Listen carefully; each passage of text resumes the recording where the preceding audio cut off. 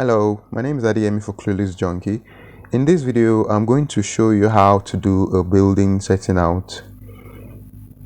This video is in two parts. The first part is about the needed materials to do a setting out and how to go about calculating those materials. If you're interested in the first part, I'll post a link in the comment and description section below. This part is about a complete process to do a setting out.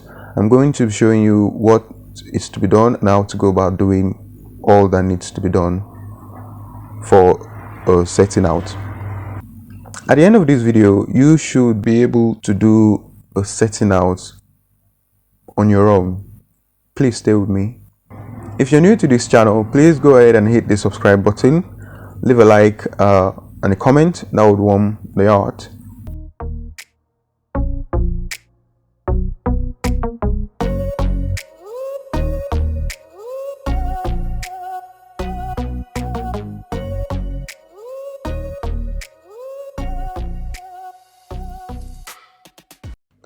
Without further ado, tip: start every setting out early. And the first thing to do is to clear the site of debris and every other obstruction.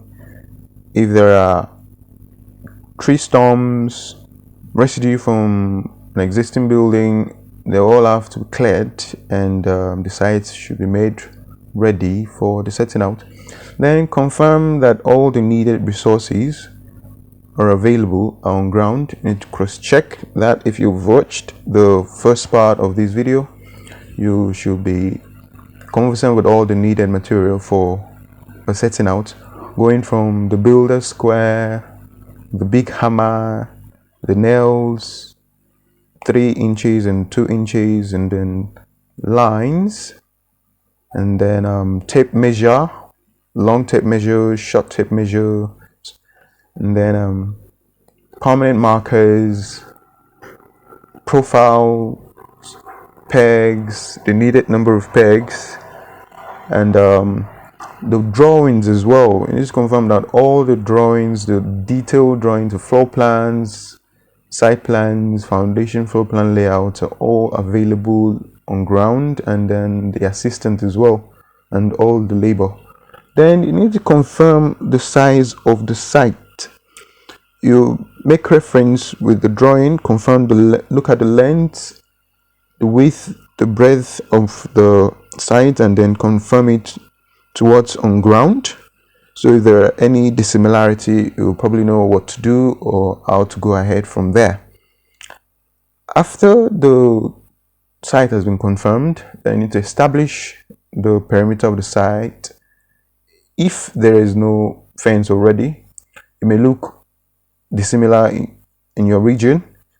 And then the next thing is to establish building setbacks with pegs and lines. Hold on, I'm going to show you how to do that in a bit. So the setbacks are the distances between the fence, that's the perimeter of the site, and the building plan. So I'm going to show you how to establish this setback, this 6-meter setback from the drawing onto the ground. So what you need to do is measure 6 meters with a short tape measure from that fence, and then at the point where the 6 meter is, you have to put a peg, drive a peg into the ground, and then on the top of the peg, use a nail to mark out the 6 meter. Then for the other side of the fence, you do another 6 meter from the fence. You need to make sure that the measurements are perpendicular as much as possible to the fence, so that the 6 meter setback is parallel to the fence. So you do that, and then on top of the peg, establish the 6 meter mark with a 3-inch nail, and then repeat the same for the other side where you have setbacks as well. You have 6 meter setback there. Then you take 6 meter measure with your tape measure, and then put a peg in the ground to mark the 6 meter, and then mark the top of the peg with a nail, exact 6 meter. Try as much as possible to get your pegs perpendicular to the fence from which you're establishing the setback, go ahead and then establish the other setbacks that needs to be established. From that fence, we measure 3 meters with short tape measure and then drive the peg into the ground to mark the 3 meters and then establish precisely on top of the peg with a nail the 3 meter mark for that, and then do the same on the other side. So now the setbacks that have been established will be connected with the lines. Try as much as possible to move the pegs, the setback pegs, away from the middle of the sites where the building plan is going to be.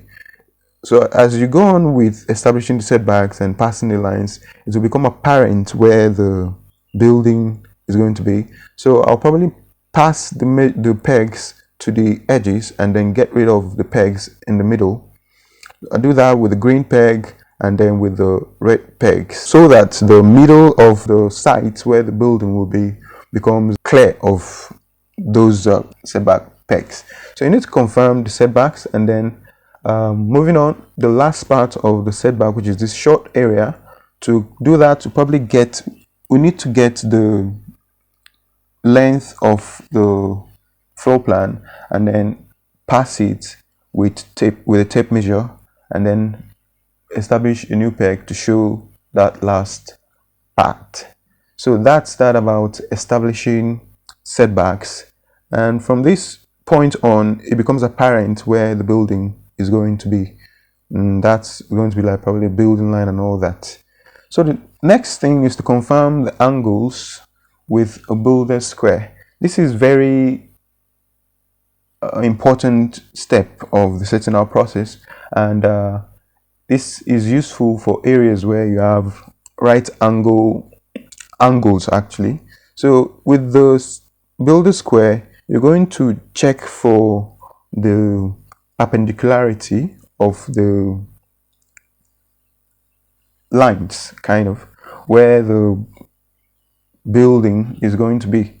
It is very important to make sure that these areas are squared, because this is going to be the final square of the house. So you need to check for the square of these angles, and to help, you may probably need to introduce a peg at that juncture where you can put the square on and then try to check for the square. If it requires the lines to be moved to the left or to the right, you have the assistant at the end with the peg, and then probably they have to move the lines or move the pegs and then make adjustments where necessary. So I'm moving on. Areas where there are no right angles, you need a protractor to confirm the angles that they are correct and according to what's in the building plan. So moving on, you need to confirm the perimeter of the building. The perimeter of the building becomes apparent at this point after the square. The 9 meter, which is the long part, and then the 8 meter, 8.018, need to confirm with a short tape measure or the long tape measure, whichever one comes in handy. Have the assistant check. So next thing, we need to establish setback for the profiles. Now we measure 2 meter setback from the building lines that have been established. You take 2 meter setbacks, and then the points where they intersect, where the 2 meter intersect, you mark those points with pegs. You drive pegs into the ground on those points, and it looks like this. So to place the profiles and pegs, what I do is I put a guideline on the 2 meter pegs I just established. So you wrap it's sort of like temporary line. So you wrap the line around the peg to guide the placement of the pegs before the profiles are then nailed on top of the pegs. So you draw lines, temporary lines around the 2 meter pegs, which is sort of like 2 meters away from the building line, and then these lines help to make the pegs be on a straight line. They serve as guidelines for placing the peg. So you put a profile, and then at the end of the profile you place another peg, and then nail the profile onto the peg. You have to be careful and make sure that the pegs are sturdy and rigid, so the whole assembly doesn't wobble and all that. So you nail the profile on the peg at each end, and then put a peg between the length, and then nail the profile onto the middle peg as well. Then go on and repeat the same for the whole entirety of the new established perimeter for pegs and profiles. We place the full length of profile, and then place pegs at each ends and nail the profiles onto the pegs. And then areas where the profiles need to be cut, you can have the carpenter use a saw to cut that off, and then repeat the same process. So what you notice is that the profiles are placed end to end, not on top of each other. This helps when marking the profile, so the measurements are consistent. So at the end of the profile, try to shift the end of the profile towards the middle of the peg, so there's enough space for two profiles to lap on a single peg. It will look as this at the end of placing the profile and the pegs. So moving on, you mark the profiles. To mark the profiles, remember the lines that have been used to establish the building perimeter, that is the setback lines. So what I'll do is reference the floor plans and then pass those lines onto the peg. So for this first line, I'll pass the line from that blue peg to this blue peg, pass it onto the profile that has just been established. So be sure to pass it directly beneath the line. Mark that with the permanent marker, and then measure the thickness of the block you're going to be using. For me, I'm going to be using a 230 mm thickness. Then I'll mark that out and then establish midpoint of the block. This may not be similar to yours. You may be using a different size of block, so you need to mark out the exact thickness of the blockwork. So mark that out and then put the grid line, which is grid line A, establish that. From the midpoint of the block, which is point A, you mark half thickness of the trench. So marking 350 mm from the midpoint each way, so it gives a total of 700 mm for thickness of the trench. Your trench may be dissimilar to this, maybe smaller or larger depending on the size of the block, but you need to understand that the wider the thickness of the trench, the more concrete it will take for the footing, and the narrower it gets, the more discomforting it will be for the construction workers to use. So I'll go ahead and mark the A on the other side of the profile. If you note, I'm doing the marking from outside of the assemblage. So the marking and the labeling is done outside the assemblage. So from point A, I'll pass this 3.825 meter, 3.825 millimeter from midpoint point A to establish point B. So with the short tape measure, I'll pass 3.825, and then the new point, you mark that on the profile and label it grid B. Then measure half the thickness of the block to each side to get the thickness of the intended block. The block may be dissimilar, may be smaller or bigger than this, and then mark the thickness of the trenches as well. I'm doing 700 millimeter for the thickness of the trench. Then from the midpoint of grid line B, we'll mark 1725 to get to point C, and then mark that on the profile and then label it grid C. So label that and then go ahead, measure the thickness of the block, and then also the thickness of the trench. And then from point C, measure with the tape measure to get to D. 3375 is actually there since we've established the point D while we're passing setbacks for the building. We established point D, but it's not the midpoint of D, it's the external part of the blockwork. So we measure the thickness of the blockwork and then the midpoint, which becomes point D, and then the thickness of the trench as well. So do that and then pass the measurements on the other side. Now you note that this other side has a diagonal setup, and it will be difficult to mark a straight, to do a straight measure. So what I'll do at this point is put nail on grid A, connect both the A's on both sides, put nails on the midpoint, and then connect it with a line. And then from that line, I'll pass the measurement on the top, which is 3.825, with a line, pass that down. Well, that sounds confusing, but I'll show you how to go about it in a moment. So pass the line from point A to A, which is kind of like connecting the two A's from either side with a line.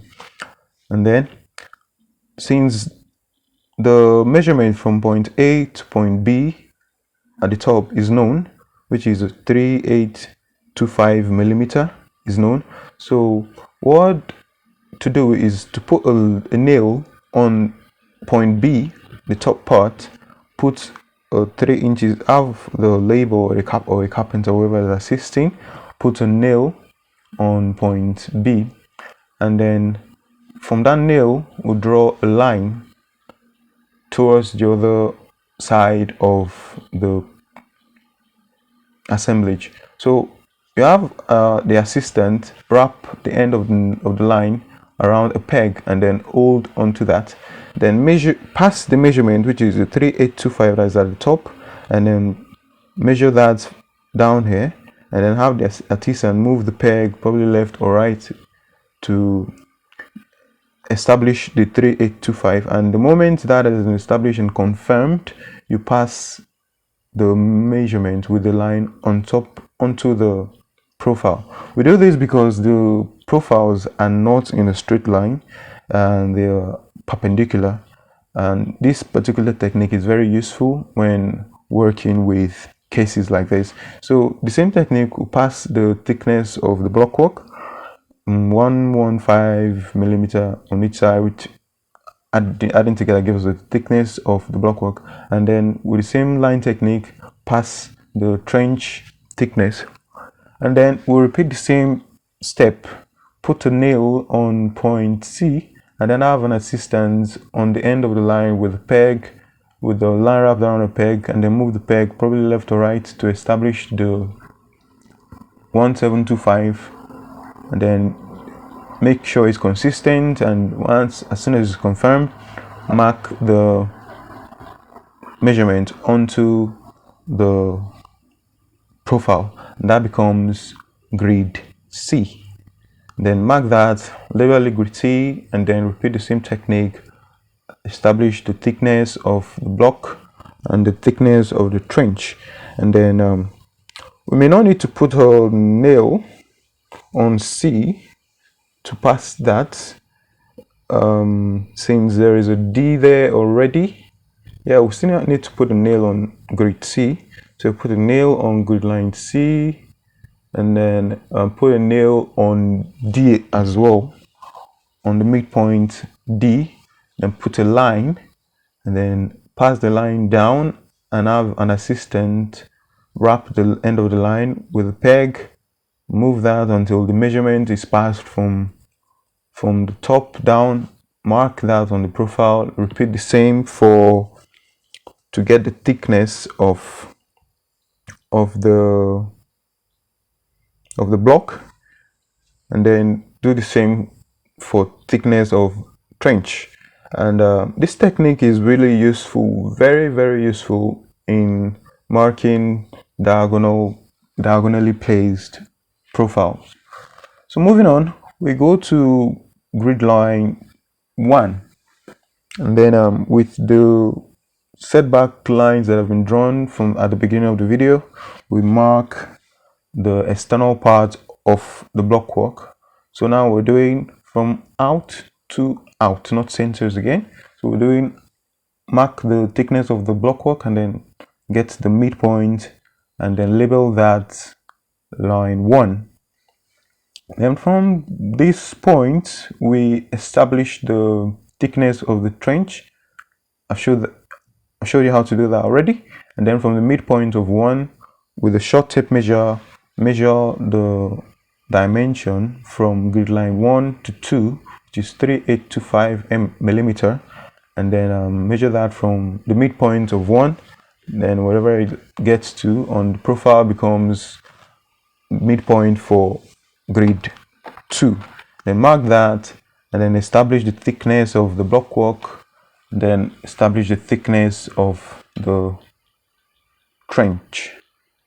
Then you can go on and measure for the grid line 3 from the midpoint with a short tape measure.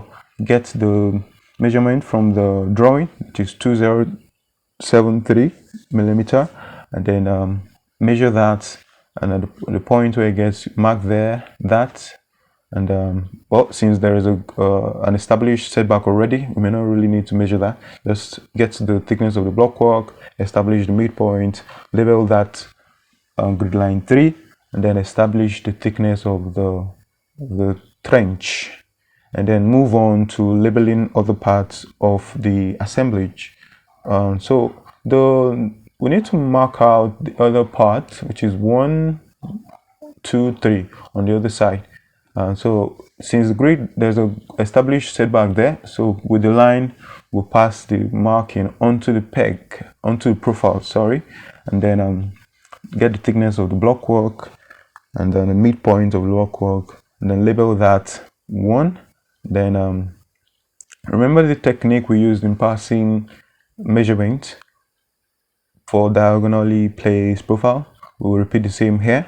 So what we'll do is put nails on the midpoint of 1, and then put nail on the already marked midpoint 2, and then drag a line from the midpoint to, and have an assistant wrap the line around a peg on the other end, and then move the peg to get the measurement, to pass the measurement from one end to the other. And as soon as the measurement is confirmed, mark that on the diagonally placed profile. So the 3825 from that end, we'll confirm it on this end, and as soon as that is confirmed, we'll mark that on the profile. Now if it intersects with an already marked wall, or you probably want to use a different color of marker, which is where buying more markers come in handy. So I'm going to be using a red colored marker so it doesn't get mixed up with the already marked areas of the profile. So with the same technique, we'll do for the thickness of the block, and then do the thickness of the trench as well. So for line 3, there's an already established setback for 3. So with that, we pass the line onto the profile. Remember, this is not the midpoint of this blockwork, so you measure the blockwork inwards and then establish the midpoint, then label that 3. Yep. And then with the same line technique, establish the thickness of the trench for line 3. So finally the last is grid line Q. And then to do that, since we've already established a setback line for grid line Q, what we'll do is pass that line onto the profile with a different color of marker, so there's a distinction in the marking. So we'll pass that and then measure the thickness of the blockwork for line Q, and then get to the midpoint, then label that, and that becomes Q. Then pass that onto the other end, and then well, right after doing the thickness of the trench for line Q, then go on and pass the marking onto the other end. It may look confusing, but you just have to wrap your head around it. So you pass that, label it line Q, do the same and get the thickness for the trench. And as soon as you're done marking, you retrieve all the lines, recycle them, and, retrieve the lines, and the next stage is put nails on the marked points on the profiles. Let's have the artisan drive nails on all the marked points of the profiles. Now you'll notice that the nails are slanted outwards, that is outwards, away from the assemblage. As on all the marked areas, nails are placed in such a way that they slant away from the assemblage, they slant away from the building plan, and that is done so that when tying the lines to the nails, they don't come off. So remember for the slant dimensions or markings, you need to slant the nails along the marking, since the marking is not perpendicular to the placement of the profiles.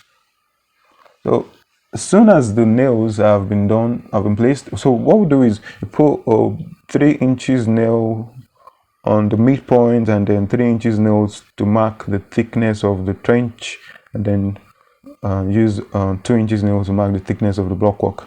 So you do that for all the marked areas, all the marked points on the profiles. You want to make sure that every point of the assembly is marked with a nail.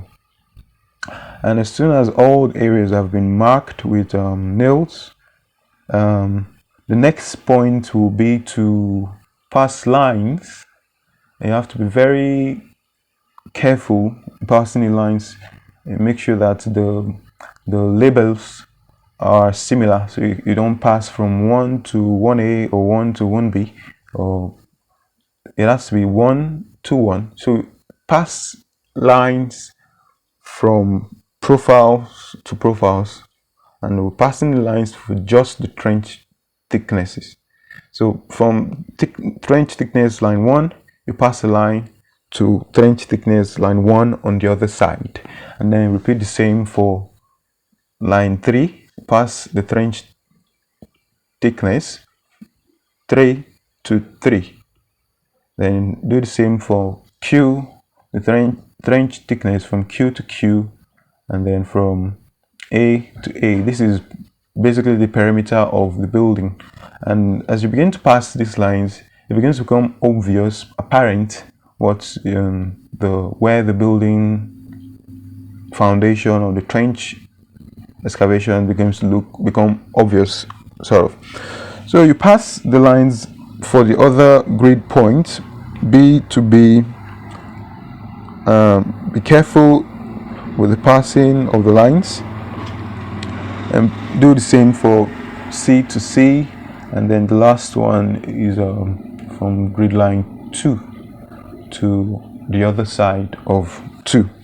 And as soon as the lines have been drawn like so, it becomes apparent the areas that needs to be marked for excavation. As soon as grid lines for the trench has been passed, matching grid labels, the next thing will be to locate and mark trench parts on ground.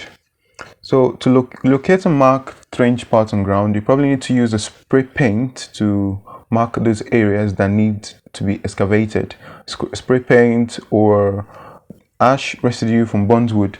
And once you get to this stage, if it's a bungalow that is being built, you may proceed with excavation. And if it isn't, it's a story building. It's a building that's got a suspended floor with areas for columns.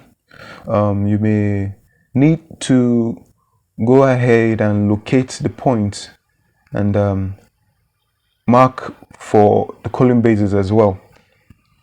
Locate and mark column base points on ground. So for buildings with suspended floors, the locations and sizes of the column bases are usually indicated in the engineer's drawing. So to do that, you pass grid lines from centers of the labeled parts of the profiles, centers, and then the points where they intersect, you place a wooden assemblage like so. This wooden assemblage is formed to the size of the base from the engineer's drawing. If the size is similar, the bases that have the size is similar, you pass the assemblage and mark with a spray paint or ash like so. Where the bases are not similar, the assemblage is created for the different size and then passed until all the points have been established. If you've got to this point, I hope you found this video useful and you learned a thing or two. Thank you for watching. I'm glad to have you on my channel. Please subscribe, leave a like, maybe a comment. That would warm the heart. Thank you.